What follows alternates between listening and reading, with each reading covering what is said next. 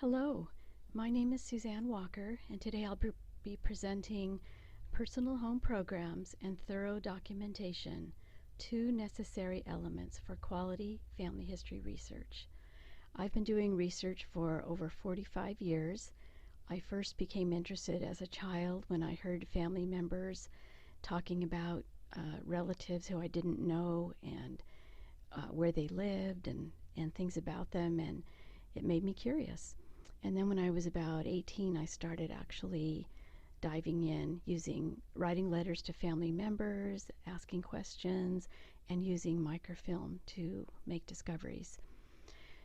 We'll be touching on these two different things, home programs and documentation. They may not seem related, but they are related because your thorough documentation will be kept on your home program, and without these two things, your research won't have the quality won't be there, and you may not be able to prove the evidence that you've gathered. So let's just start with a quote, and I don't know who originally said this, but genealogy without documentation is just mythology. And so if you cannot prove if you don't have evidence for the information you've gathered, it's just as good as mythology is. But first, I'd really like to talk about, start with personal home programs, and then we'll get back to documentation in just a moment. So having a personal home program is like holding a key to a fantastic treasure box that you've spent a lifetime collecting. So what is a personal home program, and why do we need one? Well, after all, you do have available online programs such as Ancestry, MyHeritage, Family Search, and so on that are easy to use. Home programs are a different thing. Some of those, you probably have heard of some of these, RootsMagic, Reunion, Family Tree Maker, and there's a lot of others. Consider that maintaining one of these programs that is housed on your computer really is like holding the key to a precious treasure. You would never leave your house unlocked to anyone who wanted to enter and mess with your stuff. Just the same, you want to have complete control over the family history work that you have laboriously compiled over the years. So, why maintain a personal family history program to track your research? Well, number one, your personal program becomes a master copy of everything you know about your family. It will be the standard by which you evaluate the research done by others. You want to be able to own your family history work. Second, your home program will protect your data from the unknown future of internet-based family history programs. Let me start with an example. This is the family tree presentation in Ancestry.com. So a while ago, I had a phone call from an acquaintance who keeps her family tree exclusively on Ancestry. She does not have a program on her home computer. So she logged in one day, and she found that out of the thousands of names of ancestors she had entered on her family tree on Ancestry, about 1/3 had disappeared. She contacted Ancestry, and they worked to restore her missing data. She had no other copy of her family tree. Please don't let this be you. A customer has zero control over the commercial programs that host family trees, but a personal home program gives you full control over the work you have done, and these two types of programs go hand in hand. And by the way, when I'm talking about these other programs, I'm not dissing them by any stretch. I love having a tree on Ancestry. I love having my tree on Family Search. By all means, these programs are important because they allow us to connect, share, and compare with others. But you need to have a master copy that's under your full control. So what happened with my friend was since she did not have her tree anywhere else, the names that Ancestry couldn't restore, she had to basically re-research some of those families and restore her data. So she learned a hard lesson. Okay, let's look at Family Search. I just can't say enough good things about Family Search. I think it's a fantastic program for several reasons. And first of all, it's a one world family tree, and it can host photos, stories, documents, audio, and so on. And everyone can contribute information to it. Thus, you don't have, hundreds of duplicate family trees going on out there. You have one tree, and people corroborate. People can collaborate with each other in making that a correct tree. But a type of frustrating experience happens to those who keep their family history exclusively on Family Search. Um, because any user of the program can add or change information on any deceased person, that's a great idea. But if you have a researcher who is maybe new and doesn't hasn't learned, how to research carefully, or someone who's careless, sometimes you're going to end up with some messy things, and that actually happened to me, and I'm just going to go over that in just a second here. Okay. If in this case, if Family Search had been my only copy of my family history, it would have been an even sadder day than it was. So I keep my personal program is called Reunion for Mac, and you don't need to be able to read this, but I'll just tell you that this is my third great grandparents, Michael Toomey and Mary Dunn, and then at the bottom of this of their homepage shows their children, and in between you see a notes field, and the notes field is, I have a lot of notes on there, and it doesn't show the whole field. If I clicked on it, you would see a lot more information. But when I logged onto Family Search one day, an unrelated user, unrelated to me, had added 4 marriages and some unrelated children and some parents to my third great grandmother, Mary Dunn. And I try to have an open mind. If I see information out there that doesn't match mine, I like to make sure that which version is correct, if it's me or if it's the other person, because sometimes other people have access to things I don't have access to. But in this case, I could tell that this was all wrong. First of all, I knew that Mary Dunn, they had added 4 marriages, and they were all concurrent with each other. And I knew she was not a bigamist. She was not a polygamist. And then the children added, they were not born in the place I knew Mary Dunn to be living, and so on. And they had her living in the Midwest, and she never did. Now, the reason I knew that is because I've kept careful notes in my home program, and let me just show you. So what I've done, just for purposes of this presentation, is instead of just showing you my whole notes field, I've just pulled out some of the notes that I have about Mary Dunn and Michael Toomey that could prove to me and to someone else that the data that was added to Family Search by another user was not correct. So first of all, I know that they were born in Ireland, in County Cork, because it says so on their gravestone in Brattleboro, Vermont. I know from parish records that they were married in February 1835 in Kilcascan, County Cork. I know, according to the 1850 census in the United States, that 3 children were born to them in those years, 1838, 40, and 42.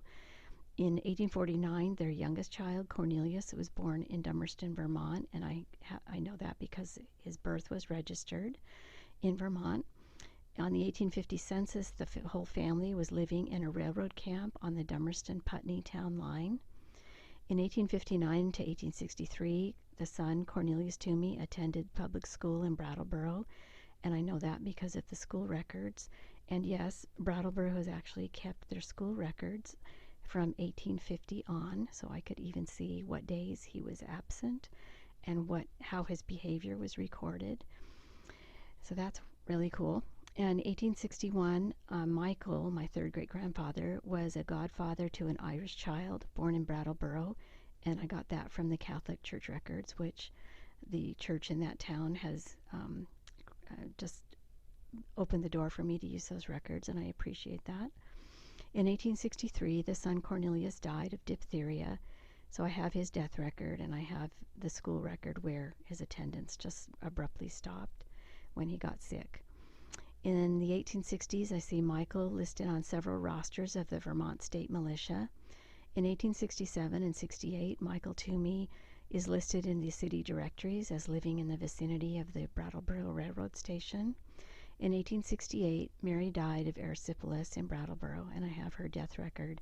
And in 1870, Michael died, and I have no death record. I've searched 7 or 8 states for a death record for him. But what I do have is a date on his gravestone, and then that's corroborated by the tax records from that year in Brattleboro, where his name is entered, and then next to his name it says dead. So that's what I have. Now, you'll notice that Mary Dunn, the one who on Family Search someone added all those marriages and children to, I don't have her every year. Some of this is one of her children. Some of these facts pertain to her husband, because, females in those days did not appear in the records as much as men did. But I have to assume that Mary was not moving to Kansas and marrying 4 times and then moving back to Vermont in time to have her last child and then in time to die in Brattleboro. So I have made the educated guess that she lived in Brattleboro that entire time with the rest of her family.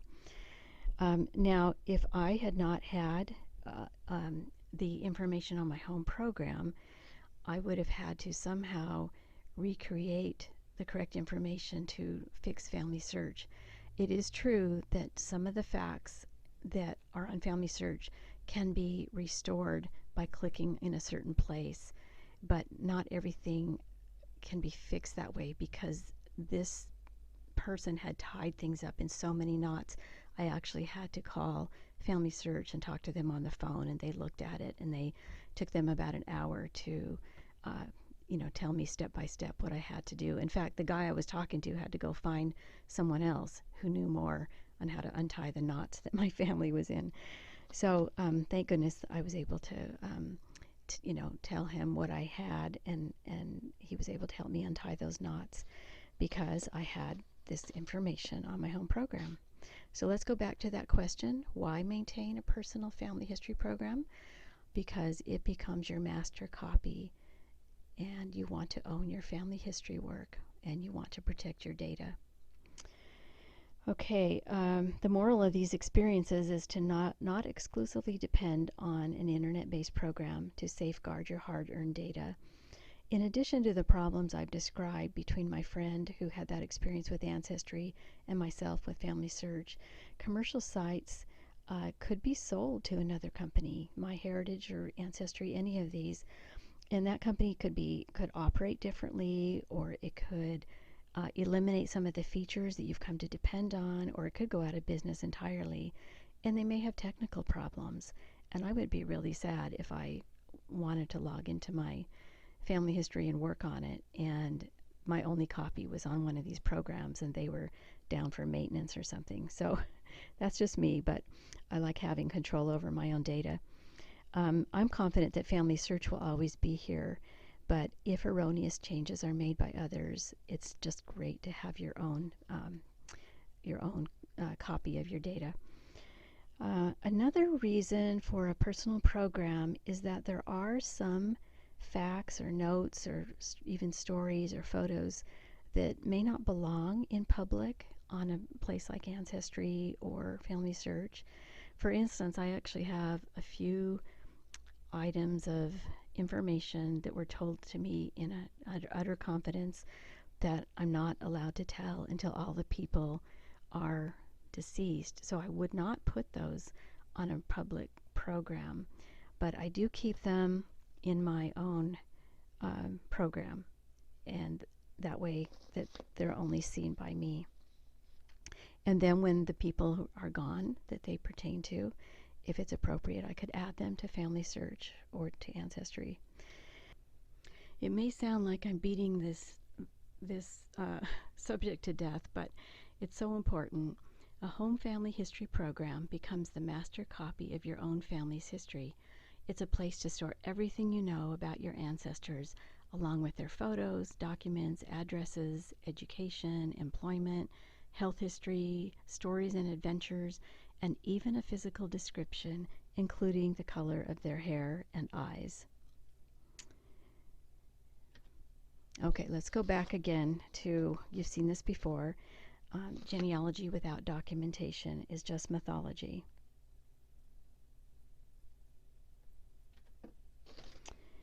If you do family history research long enough, you will be questioned about your data by someone, somewhere.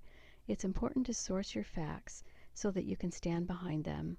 The biggest time waster in family history research is to know that you saw a tidbit about your ancestor somewhere, sometime, but did not write the source down. I suffered from this recently. I remembered seeing an ancestor's name on a list of Vermont militia members during the Civil War, but the source never made it to the notes field in my program. So I researched for the militia record again, and I didn't find it, not yet anyway. It's somewhere online, but where? With sources, you must know how to evaluate them or weigh each source in the balance against other sources. After all, an important goal in research is to discover the most exact and correct information as is possible about people and events of the past. Let me show you an example. So here's my Toomey family again. The main person up there is my great-grandfather Michael Henry Toomey and his wife Mary Catherine Sullivan. He was a journalist and seemingly an extrovert, so I know more about him than many of my other ancestors. And so here are just a few facts that I know about him. So he was born in Brattleboro, Vermont in 1861. He died in Brooklyn, New York in 1901. In his teenage years, he was a brakeman and then a telegrapher for the railroad. And then he moved on and went to Greenfield, Massachusetts to become a telegrapher for Western Union and eventually ended up in New York City. The last 15 years of his life, he was a journalist for the Boston Globe newspaper, which was, and he was their New York correspondent. So he was in New York City, in Brooklyn actually at that time. His last position was running the night wire service for the Globe out of New York City. And there's a lot of things in between that I know about him. You know, I know where he went to school. I've been to the high school that he attended and found his name in the books there and things like that. So here's on my reunion program on my home computer. This is part of the notes field I have for him. That's about a half of it. And you can see I have a lot of information. And so at the top is the actual sources. So for instance, where I found his birth, where I found his marriage, where I found his death, and then the census records. And then below that are I've typed out what's in the actual sources. And I know this is hard to see. I'll show you another slide in just a moment that's closer, a better close-up. Then down below the last part on this field are all the newspaper articles I have about him. And I don't just type out a synopsis or an abbreviated form of the article. I type out the entire thing. And so some are very short, like he showed up in Brattleboro to visit someone, or one time he got his picture in the New York Times, and so that was in the local Brattleboro paper that his picture had been in the New York Times, and so on. So here's a little bit closer up. I still don't know if you can see that very well, but it's showing what's on every census record that he appears in, 1870, 1880, 1892, because New York took a census in some of the off years in between the regular censuses. And as you know, the 1890 census is largely non-existent for most of the country, but I have an 1892 census for him, and then in 1900 that was the last census. And then down below I have notes that people have told me things. So my grandma was 4 years old when her father died, and so she gave me the memories that she has of him, and then other relatives have said a thing or two about him, and so I've recorded that in my notes field also, because the alternative would be either to think I'm going to remember all those things or have little scraps of paper sitting everywhere, and that just doesn't work for me. So everything I know about him is in this notes field. So this is one method of documentation. Here's a closer up. Okay, so when I'm talking about documentation, this is something that we all should do. However, you should never be overwhelmed by your system of documentation. You can make one up, you can adapt one from somewhere else, from someone else, or you can, there's books written about documentation, but you need to do what works for you. Something is better than nothing. Now, I learned this form of documentation from a professor who taught family history. Back then it was called Genealogy 101. And so I've used it ever since. It's worked for me for all these years. And that's where, like I said at the top, I have the actual sources. Where did I find the information for his birth, for his marriage, for his death, for the census records, and so on. And if he had been in the military, I would have had a military source. If he had traveled abroad and had a passport, I would have written that up here at the top in this field about where I found his passport, and so on. So far, this is what I have about him. But then down below that, I've typed out the actual sources. So, for example, his baptism record up above, I've written that, I got that from St. Michael's Catholic Parish, and I have the address of the parish and which book it came out of. And then down below, I have written out his baptism record where I can see, what did it say in the baptism record. So, for example, it says, Brattleboro, 1861, and then an abbreviation for September 24th, and then Michael, Nata, that means born, Hodi means today in Latin, and then the parents were listed, and then the sponsors were listed, Nicholas Baker and Eleanor O'Donnell. Nicholas Baker was a cousin, and then Eleanor O'Donnell was his aunt, and so on. So then down below you can see I've not copied the entire field because it's too long, but I've skipped down, and there you see the newspapers. I've written the name of the newspaper or the code word for the newspaper, and then typed out the article. And I found out something really interesting in that last article there, where it said that he had life insurance for about $25,000 in 1901 when he died. And so that interested me because my grandmother, who's his child, talked about how poor they were and he didn't leave any money and all this stuff. So I don't know what, I never have found out about that $25,000. Maybe he was in debt and that went to pay off people. I don't know. So, and then below that I have the census records with the data exactly as it is written in the census, so that I know, and I put the whole family in there for each census so I can see them in the context of each other. So this is one way to document, and I just prefer this free form text field for that because it's fast for me, and I've been doing this long enough that I can just whip out a source pretty easily. But you can create any way of documenting that you like. You're not documenting a thesis for a PhD from Harvard. You're simply providing a way for yourself and others to be able to locate your source. So if you even just wrote out, I got the birth record from the town clerk's office in a certain town, and that kind of thing, anything is better than nothing, because that will be a guide if you ever have to find it again, or if someone comes along and says, hey, I have a different birth date, where in the heck did you find that birth date? Well, then you can go back and say, I found this in the book in the town clerk's office. This is what was written. Nowadays, with digital cameras in our phones, you can actually take photos of all these things, and you could add the photo. You could add it to Ancestry and Family Search, but you can also add it into the home program on your computer. So that's kind of cool. Okay, so you can create whatever system you like that works for you, that helps you keep track of your data. Let me go to the next. Let's talk a little bit about weighing your sources. So there are a lot of sources in some cases for the same piece of data. For instance, I found multiple sources for births, marriages, deaths, and so on. So you need to be able to weigh your sources in the balance. And so here's an experience that I had that relates to that.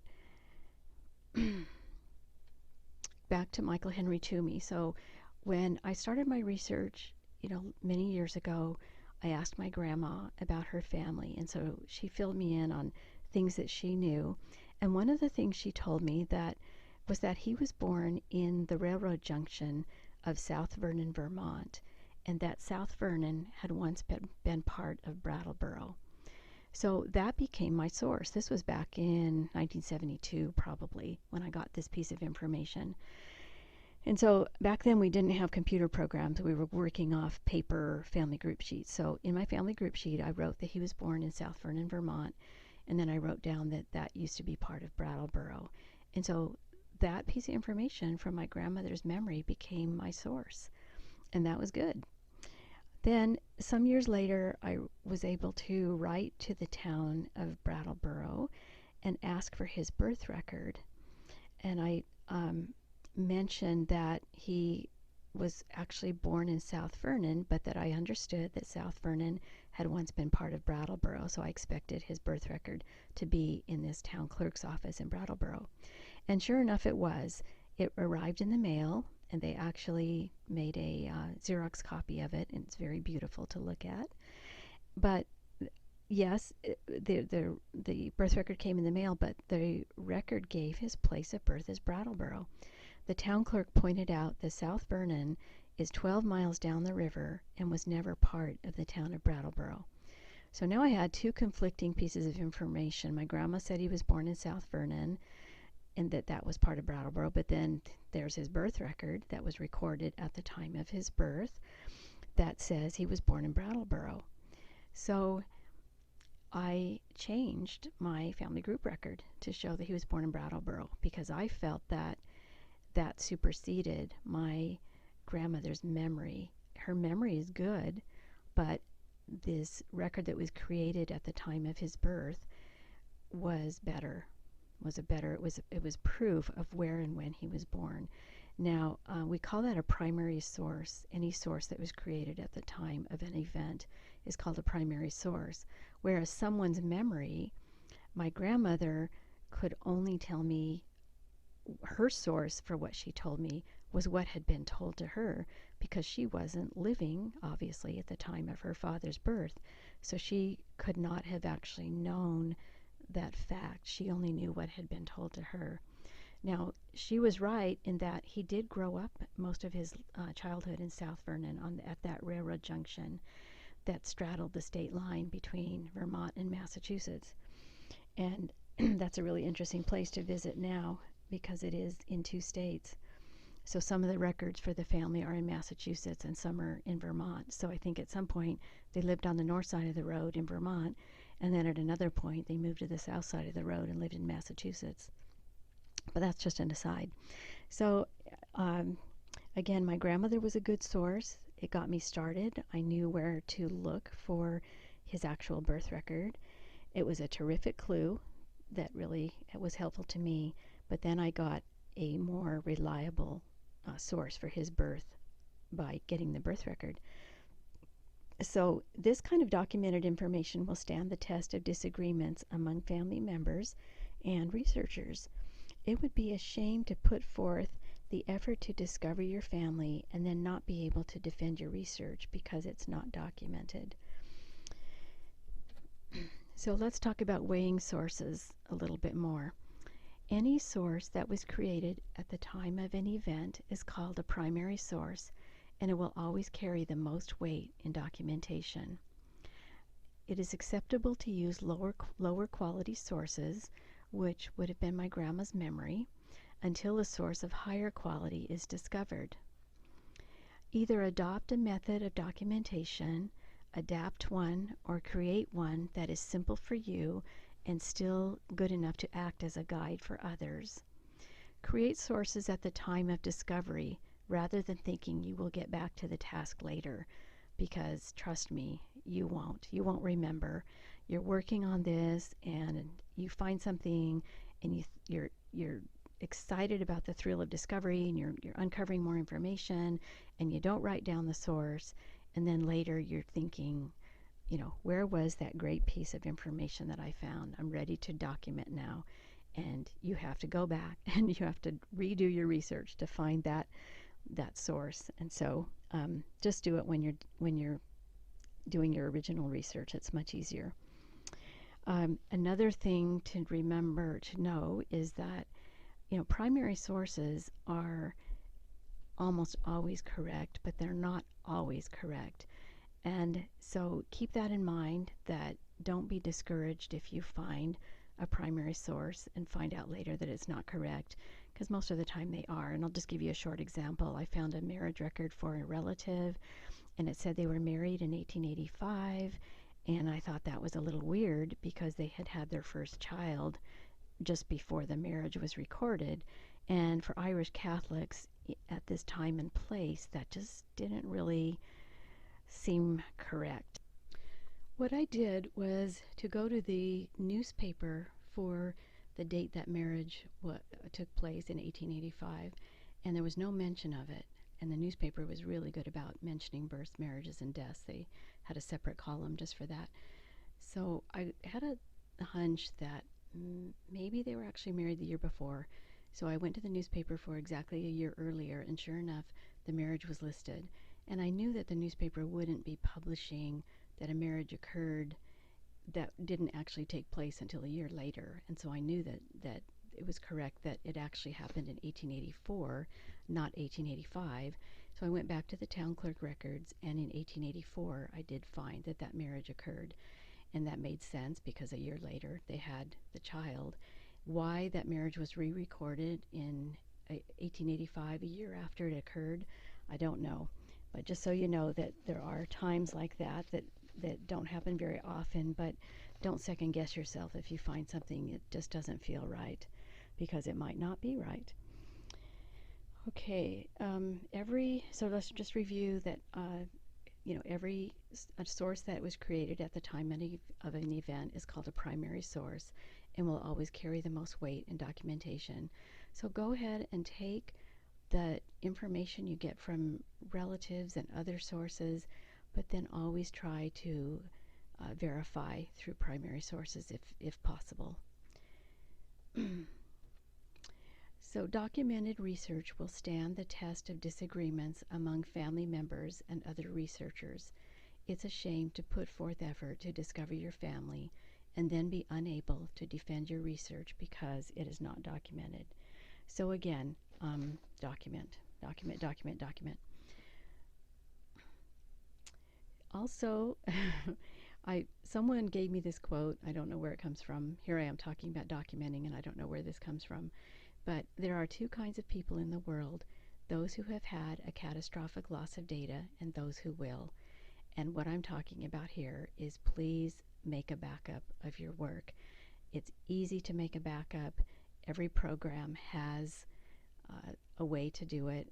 You can also create a JEDCOM file of all your data in your home program and then email it to yourself so that you can have it's not exactly a backup, but it's just a copy, and that's a good thing. So this is just a caution, because I know people who have not had backups and they have lost years of work that they have done. Going back to documentation, one thing I wanted to mention I left out, and that is when you're trying to come up with a system to document your work that you've done. Some programs, in fact I think most programs now have, you saw mine was just a free-form text field, but some have fields for documentation where you can type in a source and where you got it, the date you found it, and so on, and that might be easier for you. So we're going to talk a little bit about programs, and that would be one feature you might want to look at in a program. So there are a lot of home programs available, and I've listed just a few here, and this is not an exhaustive list, but just when you are looking for a home program, you can just Google programs for family history research, and then you'll get a long list of things. And there are actually websites that review programs that you can also find when you're trying to determine what you want to use for what you want to buy for a home program. Most of these programs don't cost an arm and a leg, so there really is little reason to not get one. Each one of these programs and all the ones that are available will offer an introductory video tour for you to take so that you can see if you like the layout and see if you like the features and check to see if they contain features that would be useful to you. Some of them even have a free trial, so go ahead and use that and see how it works for you. We all have different ways and favorite ways of keeping track of things, and make sure that you like the one that you choose for layout, appearance, layout, ease of use, and so on. Some of them appear to my brain cluttered, like I look at them and think, oh, this is too much data on the home page, but someone else might like that kind of view, so pick what's right for you. Some will have attractive printouts and reports. Some will have, some won't. Some, I think they all have sharing features, ways that you can share data with other people. And I think now they all have photo, audio, and video storage. So let's look at just a few. This is not an exhaustive list again, but let me show you a few that you can compare. Oh, first, I should have shown you this slide. Family tree building. That's probably the number one thing you want to look for. Make sure that it has the features to build your family tree that you want. And capability for more than one family tree.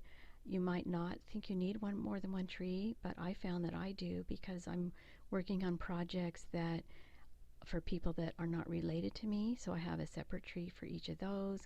I have one project I'm working on that is listing all the people from in a certain town that were a certain religion, and so that is an entirely separate family tree.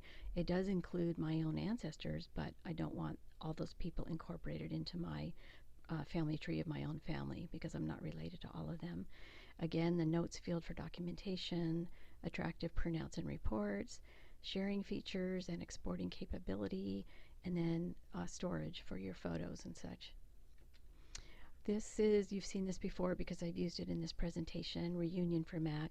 I like this because all the things I need are there on the home page, and then I like the freeform notes field, and then I can also have other ways, there are other ways to look at the same data, so I could go in there and change the appearance of this.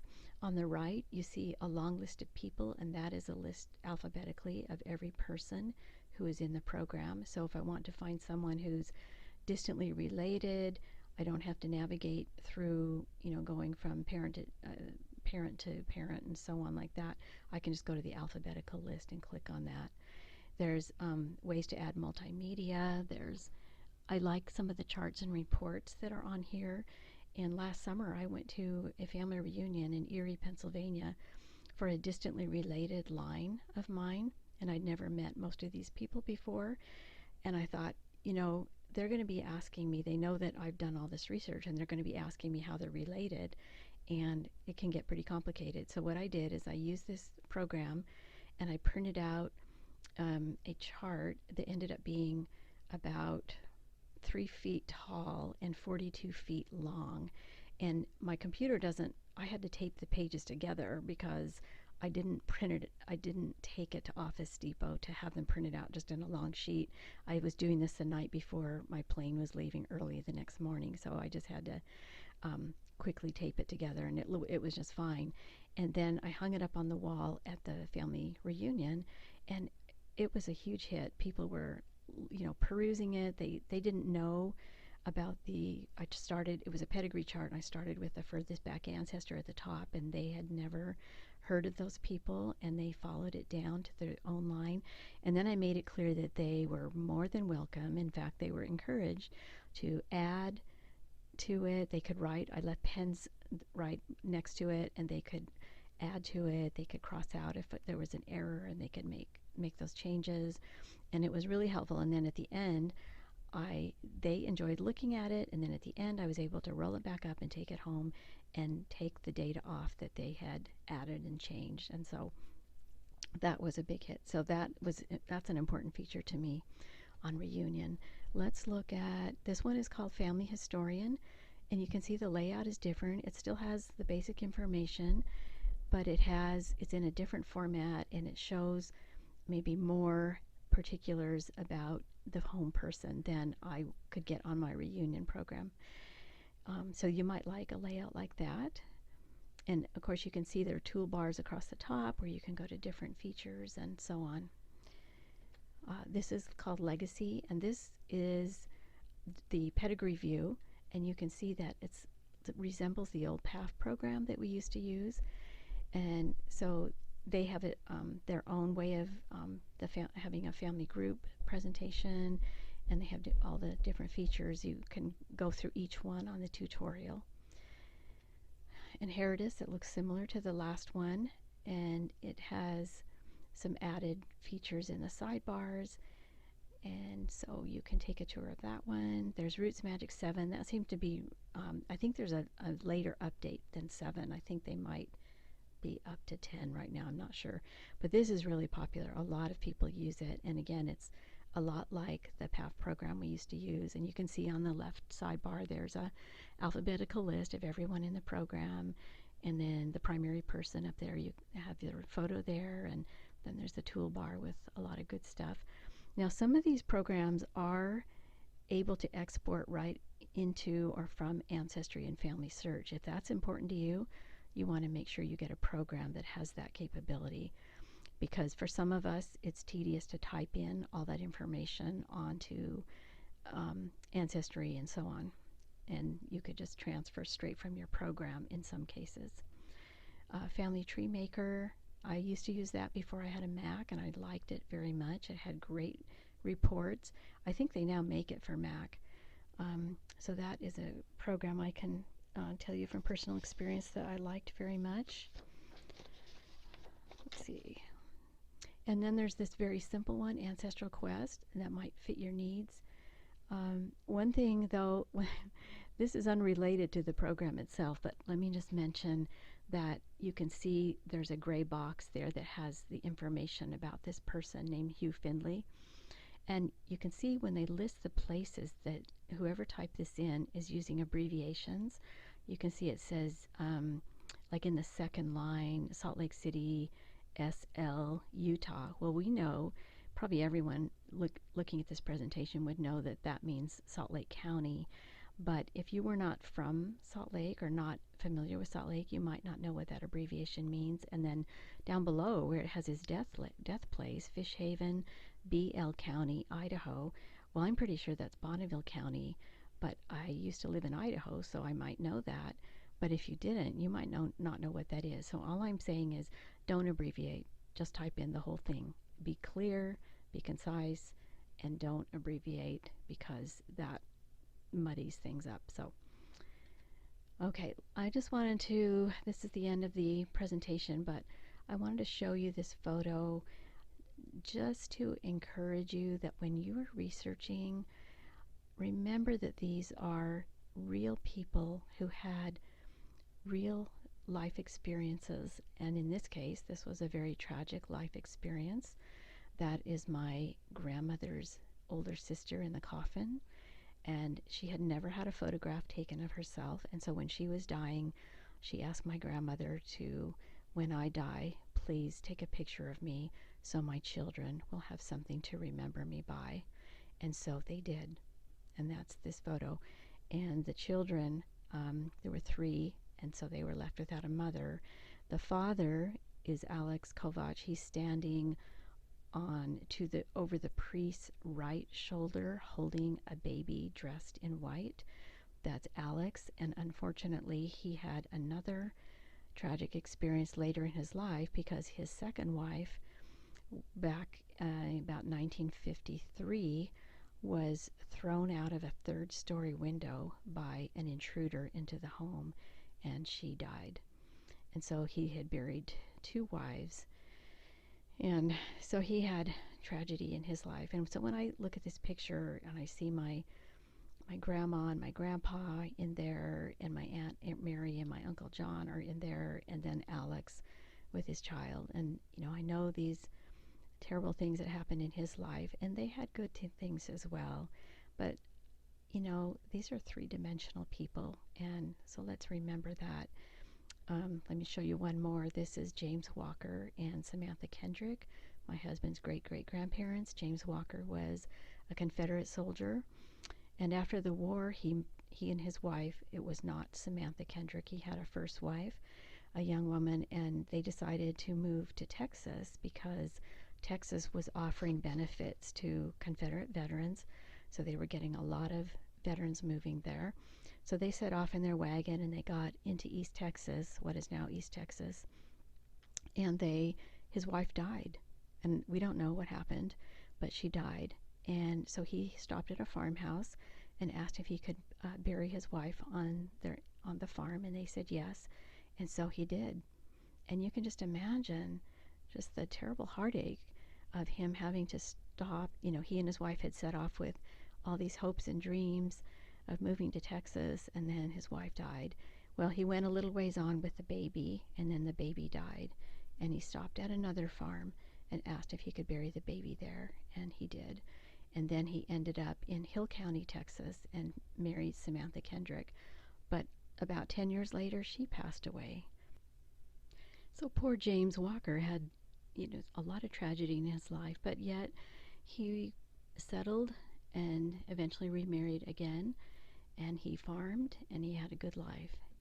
So when I think about the people I'm researching, I remember that they had tragedies, they had happy times, they had all the life experiences that most people have, and I appreciate that.